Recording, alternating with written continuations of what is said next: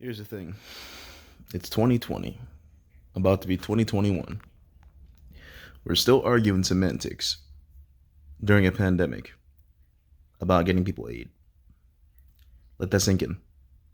Semantics during a pandemic about getting people aid. Aid that Americans need so they can pay their bills and put food on their table. Because a lot of people's jobs aren't paying them as much, or their jobs no longer exist. Now, for those who still have jobs, right, they're not feeling it as bad as those who do not, or who have seen a reduction in their pay due to the pandemic.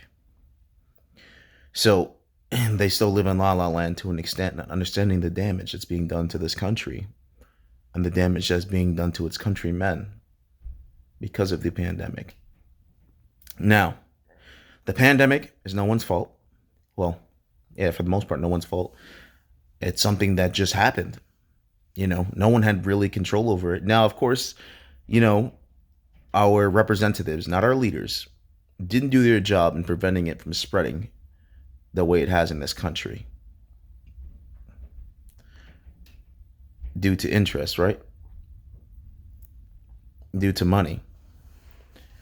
They didn't do their part. Representatives, remember that word, representative, because that's exactly what they are. Pieces of shit like Mitch McConnell, people like Nancy Pelosi, people like Rokana, Alexandria Ocasio-Cortez, who else? Newt Gingrich, Rick Scott, people like them. Just some that I'm naming off the top of my head that I can remember right now. Of course, there's hundreds of them. Bernie Sanders, who's my guy, who I feel like should be a little bit stronger than what he is, but that's besides the point.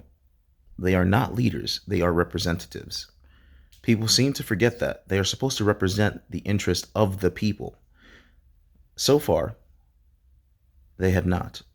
And because regular people feel like they don't have the time for it, they miss out on a lot of things that go on. And it allows these guys to seem like they are so smart, right?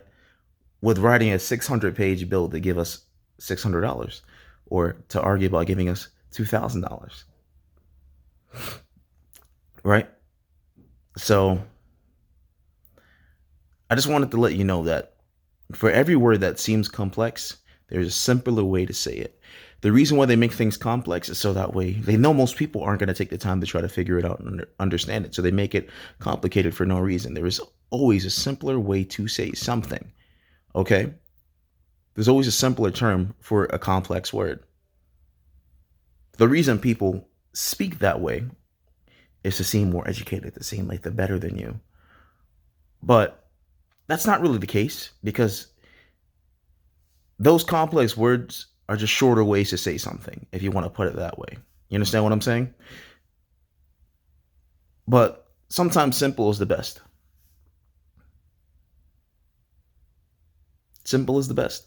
Sometimes simple is the best. And a lot of things that they make complex don't need to be complex. But I'm losing track of what my original point of this video was. The point is that no matter if you're Democrat or Republican, as long as you're American, you should be upset by the fact that they are arguing about helping your fellow countrymen and yourself.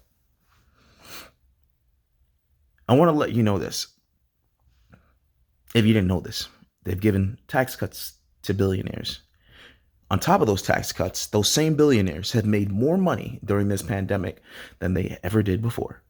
So how are you suffering, but they're lining their pockets with money? Does that make any sense?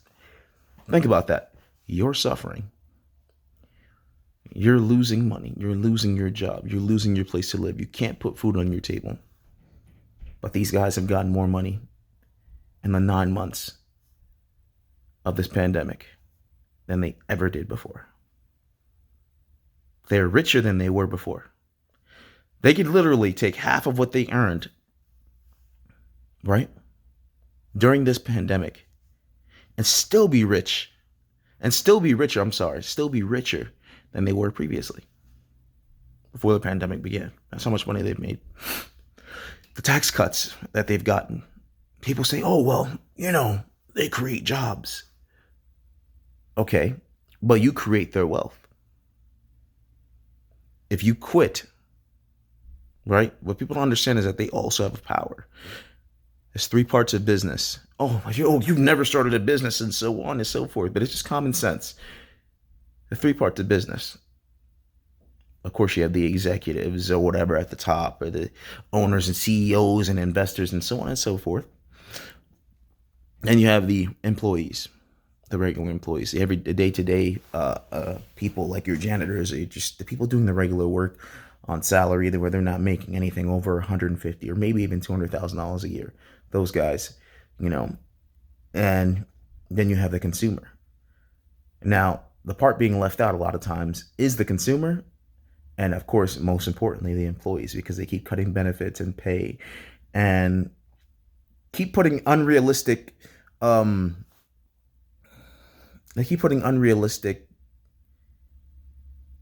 stigmas, but unrealistic expectations. Like, so to be a librarian, you need a master's degree, but they want to pay you $19 an hour in the state of Florida. And that's in Broward County. But you need a master's degree to make $19 an hour. Or you need a bachelor's degree to make $30,000 a year for some jobs. That's a smack in the face. And why would you go to school for all that time just for somebody to shit on you and then say, oh, well, you should have got a better job and went into a better trade and blah, blah, blah, blah, blah. I just want to point out, everyone has a job to do and everyone else's job is important. They're all part of a bigger picture, right? Like when you build a house or a building, you start with the foundation, the lowest part of the house. You don't build the house from the top down. It doesn't make any sense to do that. You build it from the ground up because you need a stable place to put it. And that's with anything that you build. But people seem to forget that. If you don't have a foundation, you cannot stand. And we're not taking care of our foundation, which is our regular everyday Americans. And that's not just the middle class, but that's the lower middle class and the poor people too, because if they can't survive, right, and only one part of this country is thriving, which is the 1%, how do you expect this to continue as a nation? It just won't be. Eventually, we're going to fall apart. And that's something that we're doing now. And a lot of us don't even realize that's what's happening. But I digress, or digress, however you want to pronounce it. You understand what I'm trying to say. And basically, this is just a warning to America. This is just a warning to my people. It's just a warning to let you know that no matter the color of your skin, I wouldn't say no matter your social, your social economic platform or whatever you want to call it. You understand what I'm trying to say. You should really be paying attention, to the damage that's being done to this country, and not just only think about yourself. You have to think about your fellow man. You're only doing as good as your neighbors. Think about that. You're only doing as good as your neighbors. So right now, it may seem like you're doing great, but if you notice everyone else failing around you, it's only a matter of time before you do. Just remember that.